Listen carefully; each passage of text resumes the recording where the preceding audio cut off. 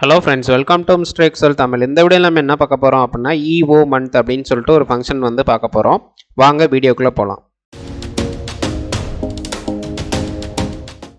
So last வீடியோவில் பார்த்தீங்கன்னா நம்ம வந்துட்டு டேட் அப்படின்ற ஃபங்க்ஷன் வந்து பார்த்துருந்தோம்.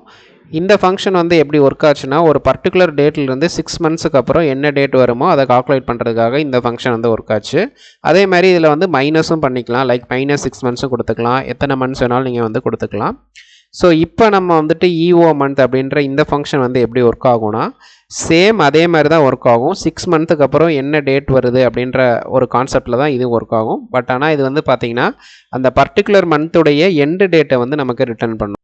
ஸோ இப்போ வந்து டேட்டுக்கும் EO மந்த்துக்கும் என்ன டிஃப்ரென்ஸ்னு சொல்லி காமிக்கிறேன். ஃபஸ்ட்டு ஈக்குவல் டு போட்டுக்கோங்க.